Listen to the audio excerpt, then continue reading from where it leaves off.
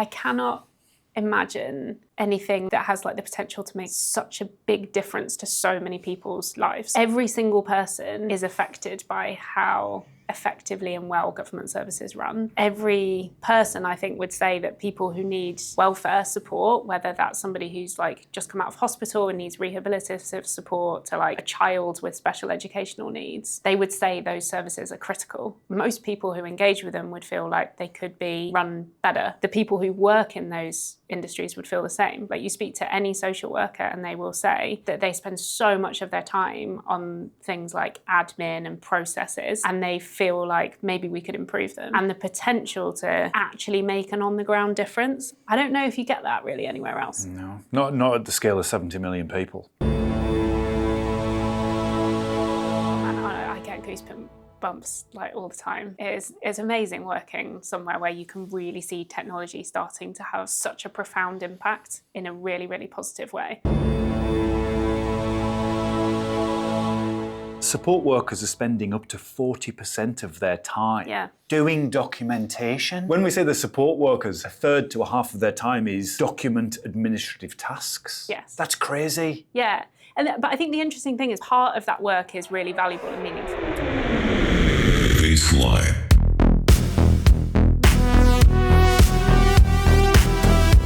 I think probably one of the main things you need as a human being to see you as a human being, not a computer. Magic Notes allows the frontline worker to actually exist within their authentic space, which is to provide care. The baseline is designed to create an emotional response. I've seen things you won't believe. More human than human.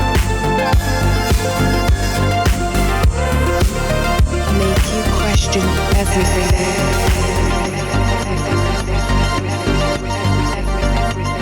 I was fortunate enough to participate in the all-party parliamentary group for AI, where I was extremely impressed with your evidence giving. The reality, once you get into Westminster, is there are highly talented, passionate people who have a deep understanding of the reality of what the country needs. Yeah. And they are working across private and public sector to bring together some of the latest innovations and cutting-edge technology to elevate the whole population, which is why you were there. Yeah, exactly. I think the government gets a bad rep sometimes. There is so much going on right across all aspects of government to think about how can you leverage technology and how can you do it in a way that will make real, tangible impact. You were so authentic in the way you articulated the outcomes of Magic Notes and the very human stories that you told. I mean, I thought it was a very inspirational talk that you gave, and it's amazing to be able to speak to you today. Well, thank you, that's very kind. When you say very human, what do you believe that is human that can't be replicated in a machine? Empathy. I haven't yet seen that.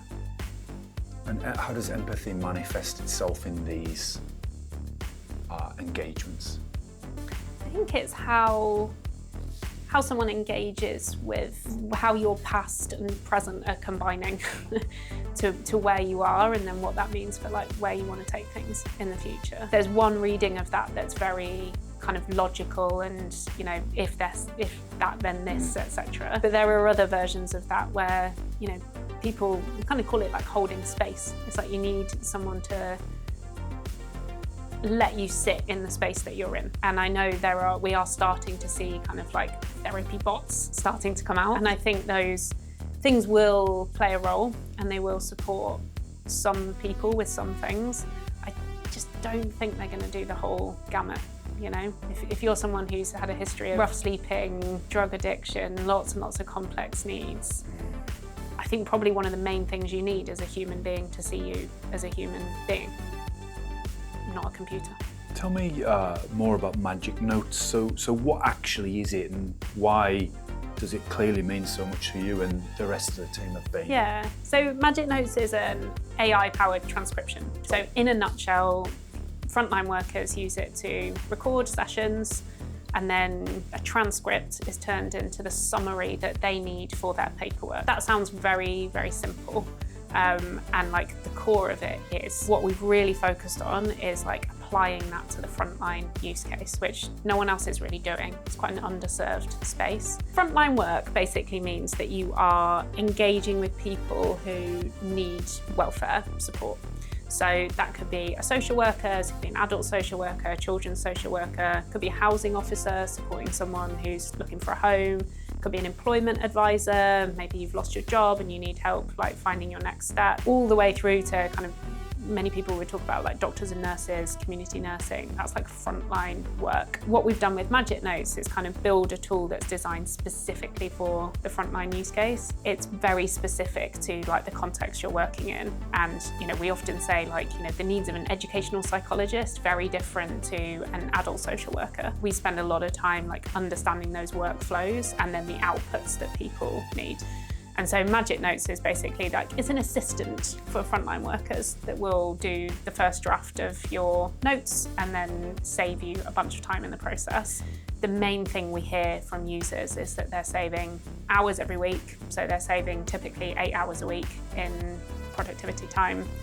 They are improving the quality of their conversations because they're not scribbling in a notebook. They are focused on the person with them. One recently that did like really get me that I think I mentioned to you was someone who said that they've been a social worker for decades and they were doing a trial of Magic Notes with their council and they fed back to us that like using Magic Notes had reminded them who they are, that they're a social worker.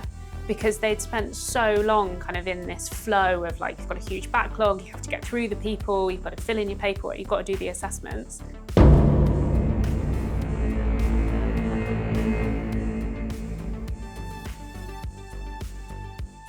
I guess I've always been a pretty mission-driven kind of person.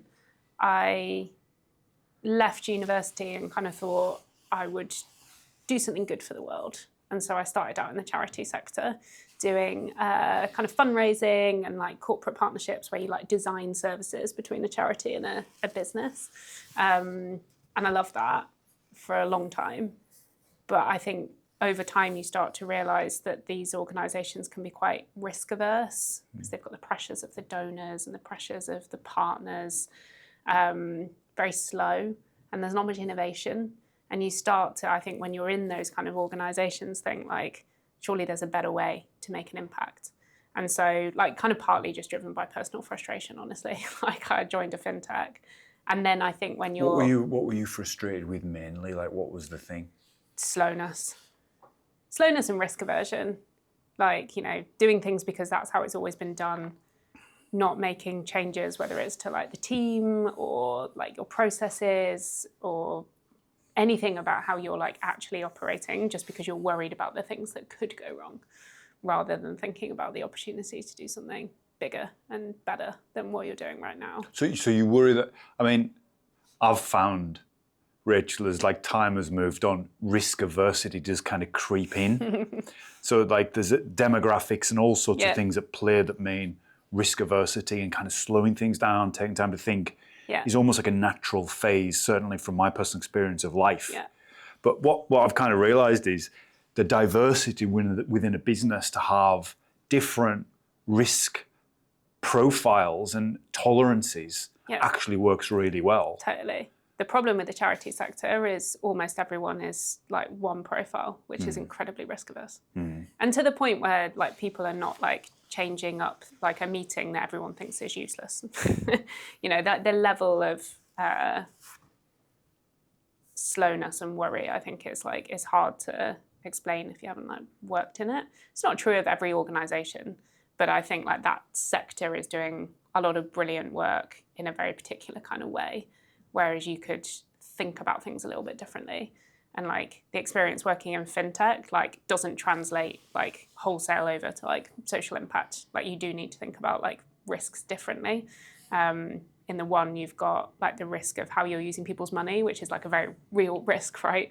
But in the other you're dealing with like some really, really sensitive situations, people in really vulnerable situations. So it's like a whole other category of risk. But you can be more pro-risk in terms of like trying things out. And I think that's what I got frustrated with in the charity sector, and then like got a lot of joy from in FinTech, was just being like, oh, that is an interesting idea. Why don't we explore it? Rather than, no, not for the next year, because we already have our plan. And then I think Beam is kind of like the meeting of those two worlds. So you have the kind of mission, and they're like, we actually want to change something, of like a startup, of a charity. And then you have like the way of doing that that's like a startup. So it's like, okay, like we have a big mission. Like we're not trying to make incremental change. We're trying to do something really, really big that will, like, you know, hand on heart kind of change the world.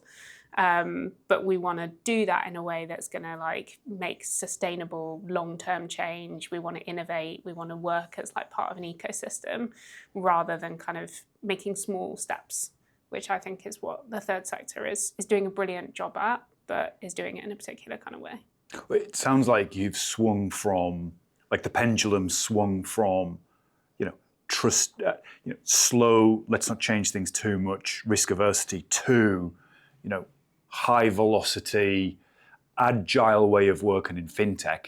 I wouldn't quite say like, move fast and break things, which we are seeing in the way AI, like companies are using AI to ingest copyright data. There's all sorts of things going over that in that area.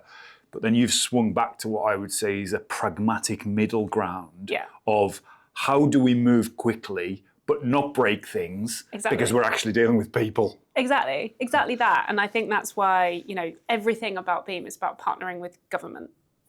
Like we are trying to build technology and services for the government.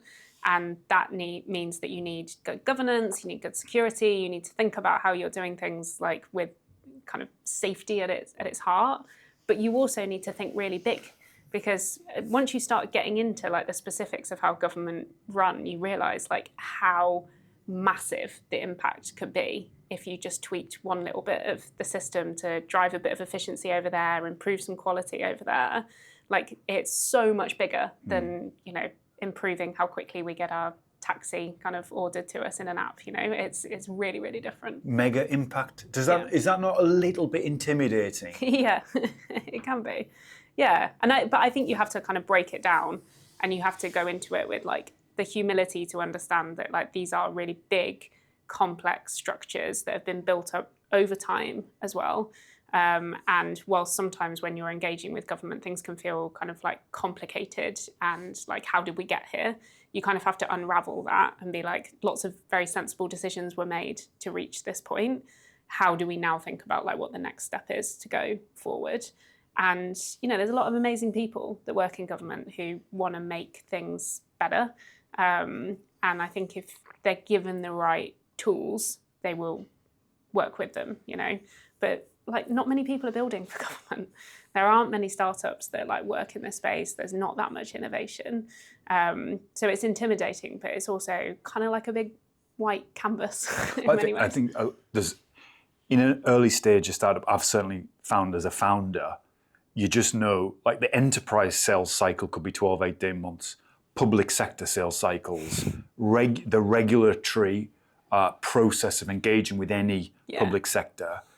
You just look at it and you think, we don't have the resources, bandwidth, appetite to even handle something like that. Yeah. I mean, I've done work with, maybe you could share some of your, but with Innovate UK, which is an amazing organisation. But I did see that the grants would constantly go to innovation functions in PLCs, not the grassroots uprising of highly innovative, agile companies, which I did find frustrating. However, I met Ezra at House of Lords, and the work she's doing is getting Innovate grants into the hands of, high growth, high impact, ambitious founders. So things are changing. Yeah, they are. And like the government, like it's a well-known thing. Like if you work in this space, people talk a lot about like procurement, which is how the government decides like which tool they want to purchase for which job. And procurement is an area that's just ripe for innovation, and they are doing lots of interesting things to try and speed it up, to give government bodies more control over the things that they're buying. So progress is being made, but you do have to know how to navigate the system, I think, to be able to work effectively with government. I don't think you can just come to it with a B2B kind of sales mindset and immediately have success. How does it work then? So how would you say what works? I think it's much more about partnership than about selling, working with government. Like, you are trying to like co-create and co-design things with your partners, which I know a lot of people will say in like whatever sector that they work in, but like if we're honest with ourselves, it's not necessarily true. Whereas like every single partner that we work with in government has a slightly different context, slightly different needs, whether that's, you know, particular specialisms of roles, or it's the local context of like, you know, we work in the Orkney Islands and we work in Hackney. Very, very different kind of types of service that you're delivering for local people. And so you do have to come to every partnership with that mindset of like, let's understand your local area in a way that then translates into actual changes in the product or the service that you're delivering, rather than just like tweaking the deck so that you can sell something. So it's a much deeper kind of collaboration, I would say. And it sounds like there are so many local nuances and specifics. Like a wide brush approach probably may alienate as many as it may accommodate.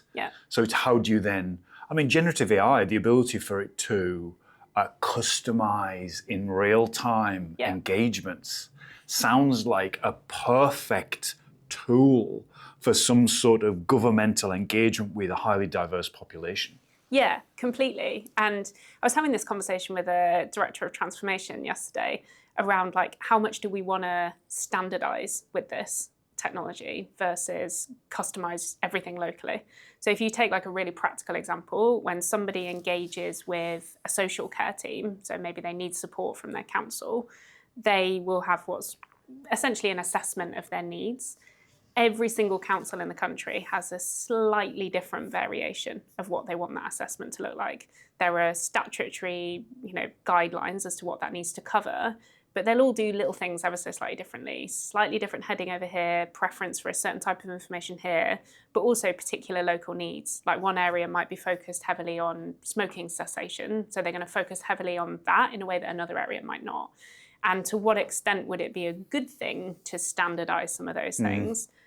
Versus to what extent is it actually a really great thing that that is kind of devolved to the local area. And where we kind of landed on it was that standardization maybe isn't what you want, but actually the opportunity with like using kind of generative AI tooling is you could start to connect the dots on the data to see what's actually most effective.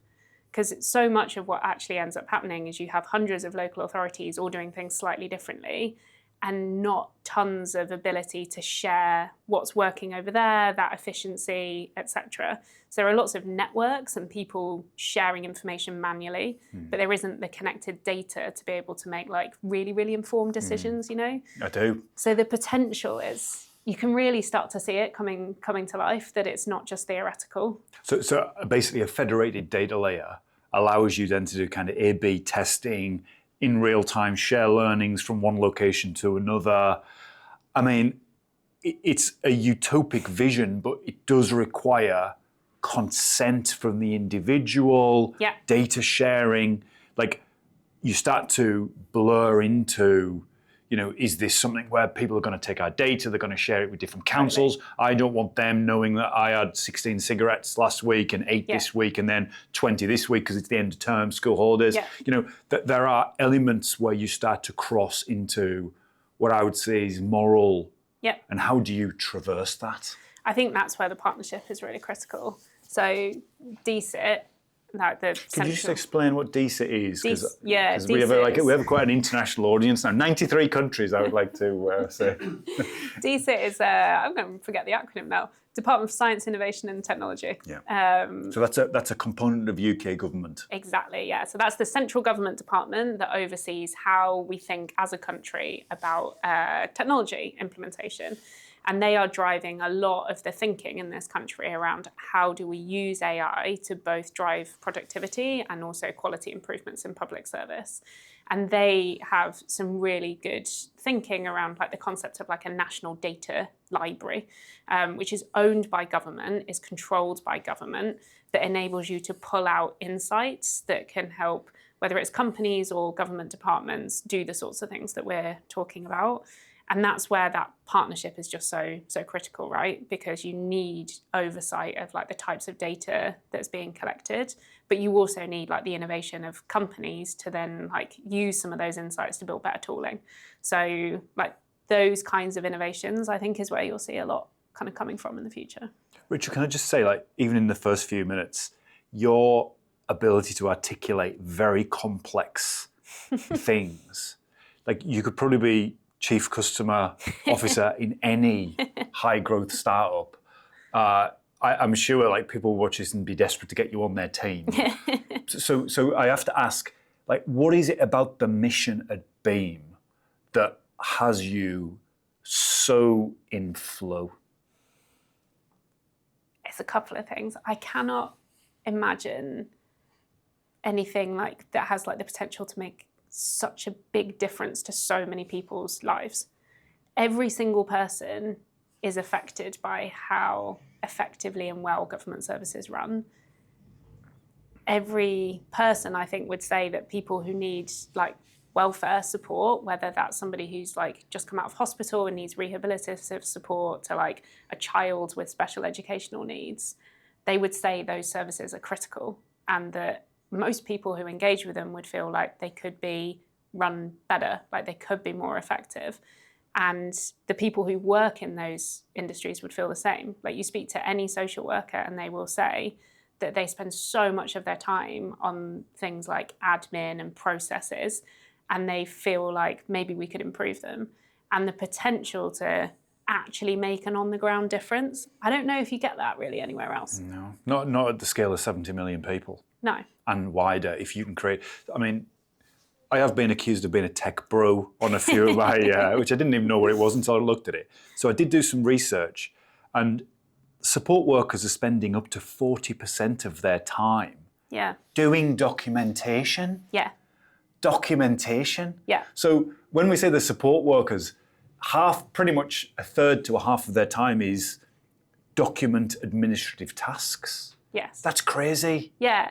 But I think the interesting thing is part of that work is really valuable and meaningful. Of course. So when we talk about like the administrative side, part of it is like writing up the notes. So you and I might have this conversation and then I might go away and write up what we talked about. But I might also add some analysis and be like, well, I felt like Ian was in this kind of place, or I think Ian needs this for baseline next. Oh God, Rachel. Rachel.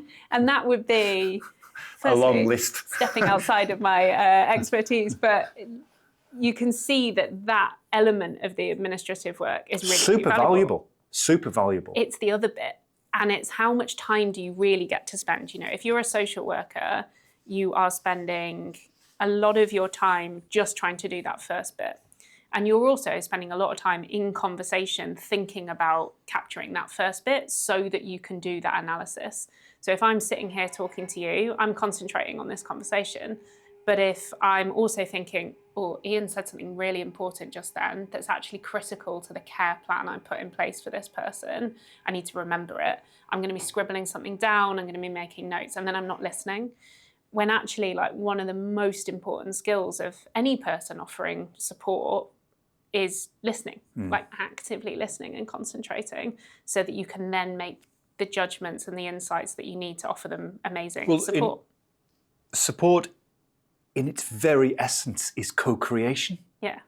It's exactly what your premise of what you believe to be successful, even in those transactions between support workers and vulnerable people or people who need support, they are co-creating. So unless there's an active listening and engagement and then synthesizing that into a co-created outcome. Yeah. Do you know what I mean? Yeah, I mean, we have people who've been using Magic Notes where the resident, so the person who's kind of been supported, has fed back that their experience has just totally changed because they've gone from feeling like I'm listing something off and someone's writing lots of notes and everything that I'm saying, to I'm actually having a conversation with someone who's trying to work with me to make a plan for my life. it feels less like I'm just conveying information to someone to fill in a form, and a bit more like I'm working with someone to change something that's really important. I couldn't imagine this. There's one last thing that it really got into my head in the preparation for this discussion. And there's so much like pseudo-political discourse on YouTube and social media, and a lot of it is quite negative about what I would say is the general degradation of public services, whether it be, military, health, support, NHS. There's quite a lot of negativity about that. And when I looked into it, as of 2024, and people talk about putting more money into the NHS, more money into the military. As of 2024, there were nearly quarter of a million open job vacancies. Yeah. Open roles across adult social care. Yeah. I haven't even extrapolated that data out into, military and defence applications. But I would say there's probably 1 million open jobs in public sector across the whole thing. Yeah. So we sit here and we kind of we engage in this discussion about the degradation of public services and defence and these sort of things, thinking that it's some sort of money issue, but it seems to be desirability. People don't desire to engage in those roles. Yeah. Like, Rachel, I know there's no obvious answer, but surely a component of that maybe is this administration. I don't know. What's the problem? I think so. Like, a lot of people who've been using tools like Magic Notes have told us that they are more likely to stay in the profession now, because it's this concept of like getting back to what you love. Like, nobody went into social work to fill in forms and spend 60% of their week doing admin, and it might also not be what they're great at. We have people on the team who used to be social workers and are now helping us build Magic Notes and build tools for frontline workers. And most of those people would tell you that the job can be pretty hard. We employ a lot of caseworkers who work with people who are homeless, who are leaving prison. It is a tough job. And to do that with increasing pressure on the service, increasing expectations of what you're going to deliver, combined with lack of really good tooling, that is going to drive people out of the profession. And you also can't get away from the fact that demand is only rising, whether it's an aging population, whether it's health needs, but also just our expectations as a society. We want to do better, right? We want to deliver more for each other, for vulnerable people. And that means the types of services we are delivering and the scale of services we're delivering is going up. So we need more expertise. You need either more people or more efficient systems if you're going to rise to that. This plays to a huge topic that separates people quite objectively at the moment, which is the scaling need for these services, and then the lack of human capital to fulfill those roles. There is a vision that we replace people with machines, and we allow synthesized voices and digital humans to engage in these frontline. 2 weeks ago, GPT 4.5, 73% on the Turing test, which means 3 out of 4 people who called that AI would believe it to be human. So we're at a very interesting balance where our ability to differentiate between real and synthetic is becoming, within months, it'll be undistinguishable.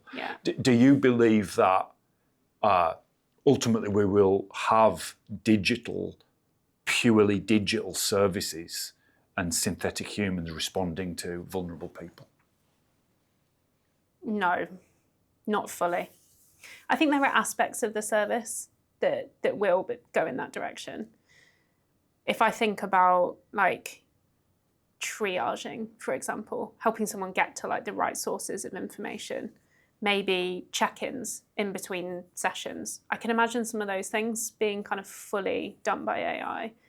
But do I think that someone who needs motivation and support to find a job is going to get that fully from an AI. No, I don't think so.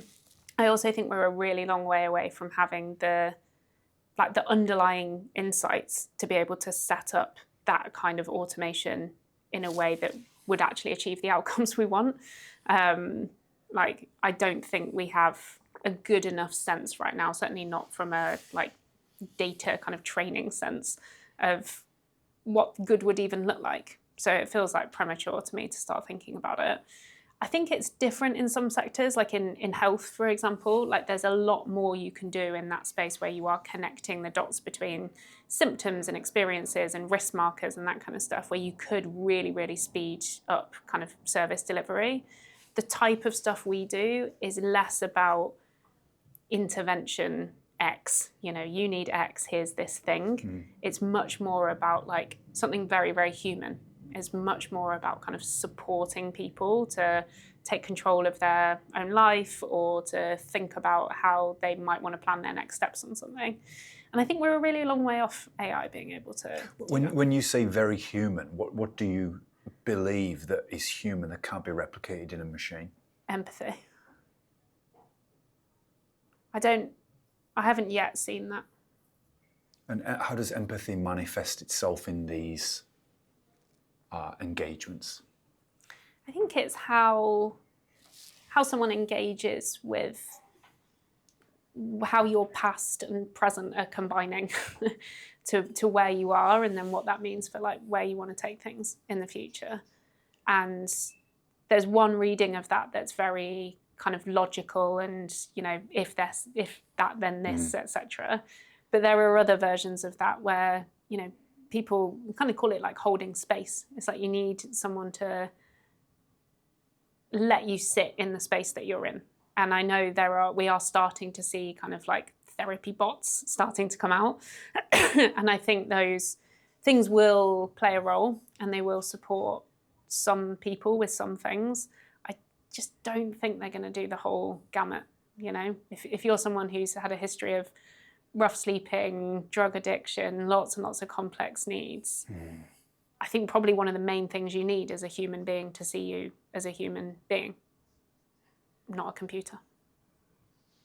Tell me more about Magic Notes. So what actually is it and why does it clearly mean so much to you and the rest of the team have been? Yeah, so Magic Notes is an AI-powered transcription tool. So in a nutshell, frontline workers use it to record sessions, and then a transcript is turned into the summary that they need for their paperwork. So that sounds very, very simple, and like the core of it is. But what we've really focused on is like applying that to the frontline use case, which no one else is really doing. It's quite an underserved space. When you say frontline, I'm sorry to interrupt you because you're in flow. Just kind of tell me, who are those people? So it's anyone who's like frontline work basically means that you are engaging with people who need welfare support. So that could be a social worker, it could be an adult social worker, a children's social worker, it could be a housing officer supporting someone who's looking for a home, it could be an employment advisor, maybe you've lost your job and you need help like finding your next step. All the way through to kind of many people would talk about like doctors and nurses, community nursing. That's like frontline work. If you imagine the sort of people who during the pandemic would have, been in the fast lane to go to Tesco's, frontline workers. So what we've done with Magic Notes is kind of build a tool that's designed specifically for the frontline use case. So that means things like it's very kind of simple, mobile friendly kind of tool. If you are out and about visiting people in the community, you need something that works on any work phone that you can take with you, that will work offline, online, like all sorts of different scenarios. But you also need the tool to match what you actually need the output to be. So like these are not like generic summaries that you're getting from a meeting. It's not like an internal kind of business meeting where you just need like summary and some actions. It's very specific to like the context you're working in. And, we often say like, the needs of an educational psychologist, very different to an adult social worker. And so like we spend a lot of time like understanding those workflows and then the outputs that people need. And so Magic Notes is basically like, it's an assistant for frontline workers that will do the first draft of your notes and then save you a bunch of time in the process. The main thing we hear from users is that they're saving hours every week. So they're saving typically 8 hours a week in productivity time. They are improving the quality of their conversations because they're not scribbling in a notebook. They are focused on the person with them. And then because of that, they're like more engaged at work. They're not having to work crazy overtime. They are not kind of feeling like drowned in admin. And so they're starting to have a bit more time to do the parts of their practice that actually add more value, I would say. What's the most powerful feedback you've had on Magic Notes? Oh man, I get goosebumps like all the time. It's amazing working somewhere where you can really see technology starting to have like such a profound impact in a really, really positive way. One recently that did like really get me that I think I mentioned to you was someone who said that they've been a social worker for decades.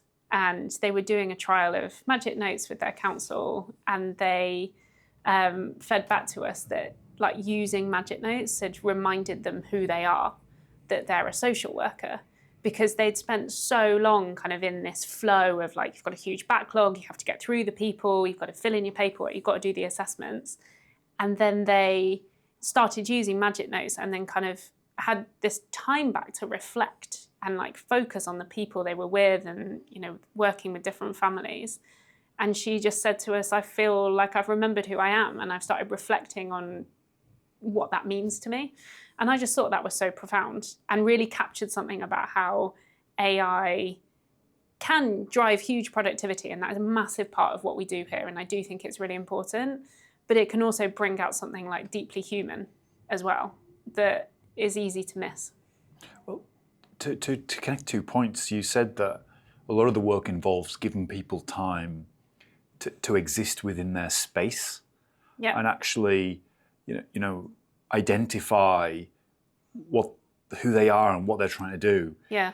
Like without leading, it sounds like Magic Notes allows the frontline worker to actually exist within their authentic space. Yeah. Which is to provide care. Yeah. Not do administrative work. Exactly. So there's almost like a reflective body language of what Magic Notes provide the frontline worker to what they're actually there to deliver to the community. Exactly that. It like unlocks the ability for them to do the thing they were employed to do. Like no social worker or very few social workers are going to care, frankly. What's important is that their digital and info security teams will care. And so what we try and do is have a product that is very simple and easy to use. You can understand exactly what's happening and what it will do for you, and then be very, very transparent about what's going on under the hood. And as things change, keeping people informed. But they know and they trust because you're using the latest reinforcement learning, language model. So as they progress, your service, Magic Notes, is incrementally progressing and not falling behind. Exactly. They see the benefits, like literally in their hands, of what's improving and how it's working, but they also know that somebody is looking at how did we get there. Every conversation I have or place I go, I realise that my ideas are flawed because I don't have the knowledge of what's actually happening. This is the on-the-ground stuff. Do you know what I mean? Yeah. Like everywhere you go, you learn something. Yeah. And then it plays back and you kind of adjust your perception. Yeah. But what this comes to fundamentally, I believe, is trust. Yeah. And you know, you guys, Beam is you know, engaging with local authorities, government, like the ultimate level of compliance and regulation is required. And you know, the users are vulnerable people. Vulnerable people are potentially exploitable in many ways. And you know, we see this with deep fakes and the level of things that AI is being used for in the hands of people who do look to exploit. Yeah. And you know, I mean, I've been derailed from my own question, but I read an article yesterday, and it's a deep fake that's been trained on the voices of people known to have grandparents, and it can adjust the voice to make it cry. So grandparents who have been profiled through databases from companies who know that, who may be customers of Saga or hit a profile, are getting calls from numbers with the sound of their grandchildren crying and needing money. And it's triggering a deeply human emotional response. Yeah. And again, to what we know to be true on GPT 4.5, 3 out of 4 people believe it to be people. I mean, so the power of this technology is undeniable. Yeah. How do we possibly ensure that we're co-creating good things and not allow co-creation of bad things? I mean, that is, for me, it's where like it's terrifying. It is awful. And I think that's where like the partnership side of it is so important. And it's where like, it's been amazing over the last year to see how rapidly government has engaged with this, because I think it gets kind of a reputation as being kind of like slow, risk averse, like not going to kind of like engage. And the risk with that is that people who are doing their jobs are going to make use of these tools. Like hopefully not things like deep fakes, but they are going to use ChatGPT, for example. How do you build trust in your customers? Yeah. I think it's about transparency. So you can go to trust.beam.org and you can see our data architecture. You can download example DPIAs, which is how we agree the data flows between ourselves and our partners. You can look at all our security accreditations. Like we're very, very open with that stuff. And I think that's like the bedrock of everything. Like if you're very, very transparent about how everything works and what you're using and how you have built your safeguards, then you can work collaboratively. One thing I have seen is this emergence of the chief AI officer. I think, in fact, the US have just mandated that companies need to have chief AI officers. Oh, really? Don't know that. I think that was actually March. Are we in March? No, we're in April. So literally 2 weeks ago, I think the presidency or the government in North America have basically said federal agencies must have chief AI officers.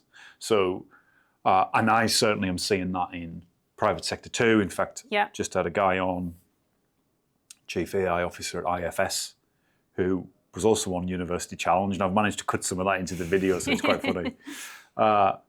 So we're seeing the emergence in public sector of people who are going to be accountable for AI and their application within public sector. Yeah. It sounds like these people should be speaking to you.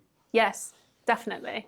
I think the interesting thing we're seeing is how people who have direct responsibility for whether it's AI specifically or more general digital transformation work with the service leaders. Because I think what we're seeing with AI tooling in general is that you have to customize it for the workflows and like the realities of delivery. Like it's not a kind of centralized system upgrade that you kind of just push out to everyone's computers and now they have a thing. These are meaningful changes to how people work, to the habits of their day-to-day, how they engage with people, what that means for people who are engaging with those services, right? So I think what we're seeing is where that works really well is you have someone who's kind of stepping back and thinking, what could technology enable us to do that it couldn't before? But you also have in our context, like the services, like whether it's head of adult social care, for example, working really, really closely with those people to be like, and these are the things that would really matter for my teams, and this is how we would test it. That partnership can be really, really effective. I think the risk is if people are separate, then you'll have problems, I think. So it's part of your work bringing people together? Yeah. Again, leading co-creation? Exactly. Like we try and bring together for every kind of adoption or test of Magic Notes, there will be people from the digital teams, there will be people from the service teams coming together around the table and saying, what is our goal here? How do we think about this through the lens of technology, through the lens of security, through the lens of service delivery and quality? And what does that mean in the round, rather than it being one thing? Do you see any resistance? Is there any, we're tapping into deeply human roles that have extensive experience in empathy, human engagement. my friend Mark Wilder, who's at Samaritans, he himself has experienced trauma, and those personal experiences have driven him to help. And part of that is a motivation for being in the role. Yeah. How do you handle maybe just natural human resistance to this idea of augmentation? Yeah. I think it's all about like what the tool is actually helping you do. Like, I think, and when we met, like there was a panel where you had everyone from me talking about a transcription kind of summarization tool all the way through to people talking about how AI worked in the defense industry. And they all got kind of lumped in as like applications of AI. And I don't think that's always especially helpful, because they are quite different ends of the spectrum. So the main thing we do is focus on like what the tool actually does and what that will mean for what you do as a frontline worker. And it doesn't take away anything in terms of your control over what's happening with your cases. What actually goes into the system is still what somebody like the social worker said should happen. All it's doing is speeding up. Instead of you doing this, you're just recording something and then editing it after. That's the reality of what the tool currently enables you to do. And I think when people play with it and see with it, my mum worked in child protection for her whole career, and I showed her Magic Notes and she was like, I wish I was starting again. My whole career would have been totally different. So I think it's about the reality of what it really means. That really like brings it to life for people. And then it's about having a very open conversation about where we go next. And what are the things that have a similar kind of character, whereby you could make a big impact to productivity and efficiency, but you can also at the same time level up quality rather than degrade it. And that's where I think AI is really exciting, because like for the first time you can actually do both rather than just digitize and just look at productivity. I mean, I see a huge opportunity for this in the mediation layer that is reducing the weight on the court system. The court system's massively overloaded. The mediation layer, is almost like a qualification layer, whether people need to go to court or not. Yeah. The people who are working in mediation, I know friends of mine, they're not administrative gurus and document managers, but they're brilliant at engaging, listening, bringing people together, that co-creation point. Mediation should have this technology today. Yeah, I think so too. Yeah. I think it would massively speed up that type of work and enable people. It's a really good example of where humans are going to spot things, navigate in a really, really different way to technology alone. I mean, it starts to cross into huge areas which are well known and well discussed around AI, around ethics. And particularly I'm seeing explainability. So, the documents that you're creating with Magic Notes, the ability to store them and then track them. So if there's a future outcome, it can be traced back to this conversation or this insight is so valuable. How are you approaching that whole explainability, potential biases, the classic questions on kind of AI? At the moment, it doesn't sound like you're delivering advice through the platform. No. So to an extent, you're not hot in that area. Exactly. I think at the moment, what we're doing is plugging into systems and workflows that already exist. So we are helping people do that first step of summarize what happened. And then that is going into, their CRM system, where they then have like the record for the future. And as you say, it gives you a more kind of accurate basis for that information, but you're not changing the system. You're not making any decisions. You're not recommending any changes like from the AI. All it is saying, this is what happened. Someone checks it over and then it goes into the flow. I think like there is potential to pull out insights from what you're seeing and then help people connect the dots.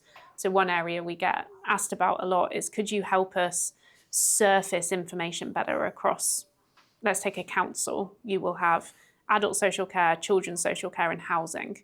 One family will probably need access to more than one of those services, but they can be quite siloed.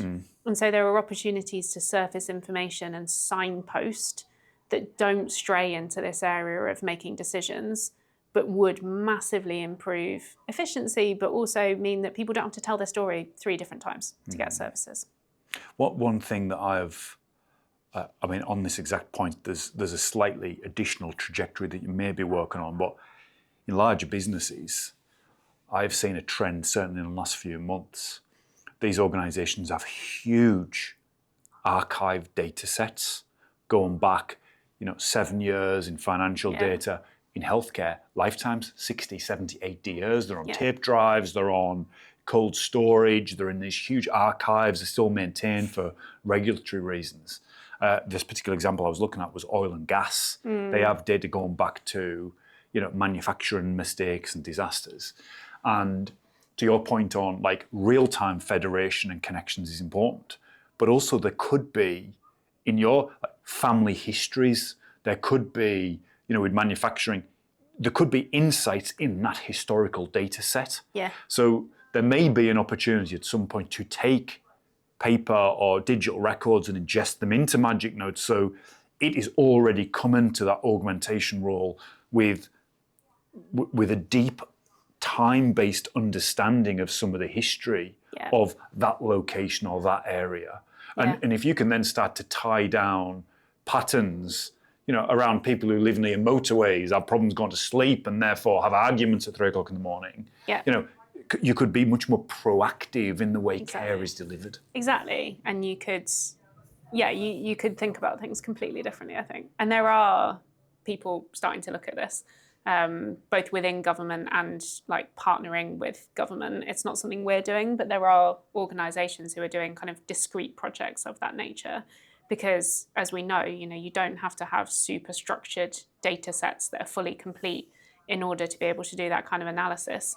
So the opportunity to kind of like rethink it all a bit is massive. What does the next few years look like? It sounds like you're delivering real value right now. There's obviously a scaling motion, just getting it into the hands of more people and more people being helped.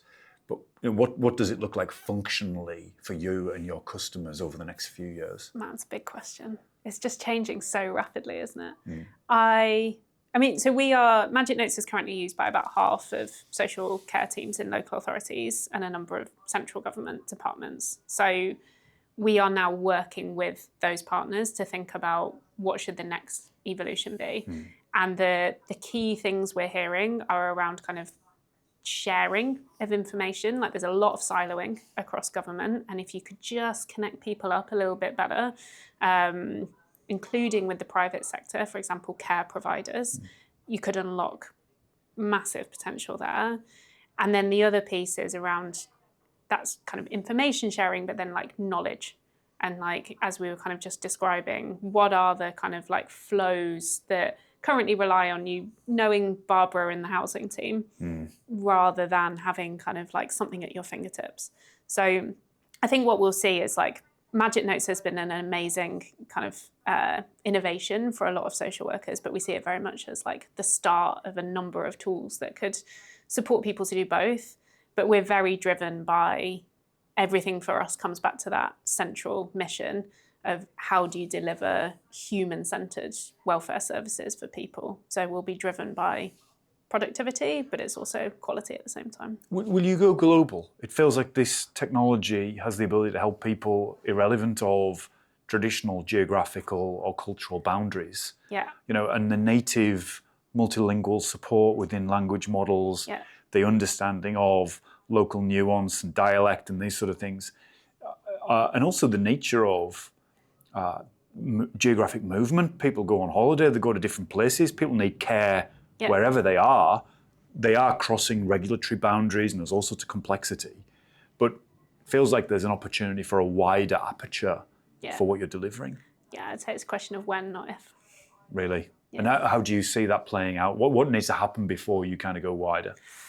I think it's a question, it's just the usual question of focus for any startup of, you want to do things well, and spreading yourself really thin is challenging. So we'll do it when we feel like we've got a good foundation for it.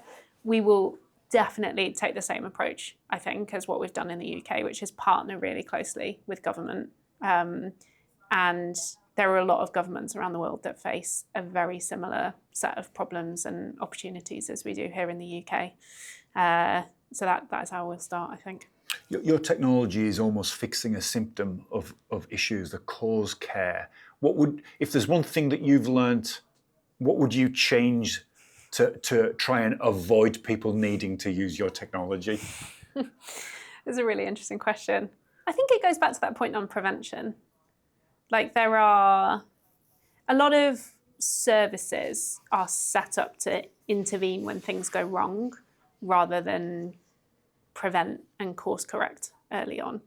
So I don't know how you would tackle that at the system level, but you probably wouldn't. You'd probably pick it off in sort of local contexts or specific needs, and think about, how do we avoid getting to this point? And and if we've got a problem, what are the smaller steps that you can take to intervene that don't necessarily go to acute care, for example? Your history of working from care to agile technology, and then find this pragmatic zone of the augmentation of frontline workers with AI. Without the AI dominating, it's actually an augmentation tool, so it's fully in control, I would say, of the professional. You're clearly getting deep personal joy and satisfaction from seeing the impact, and also knowing the potential scale of impact of what you're working on. Yeah. So your purpose is so palatable and tangible. I'm quite inspired myself by this conversation. But you're acutely aware of the challenges that come with language models, the training data, potential bias, ethics, all of the things that we've talked about. Do you believe AI is going to take humanity to a utopia or a dystopia? It's the $1 million question. I would go utopia if pushed. I think it's like any technology, that the potential of it is kind of for us to decide. And we will mold it as humanity, we will mold it however we want. And I think what it is doing is unlocking a lot that could completely revolutionize how so many people work in a really, really positive way. So I think the opportunities outweigh the risks.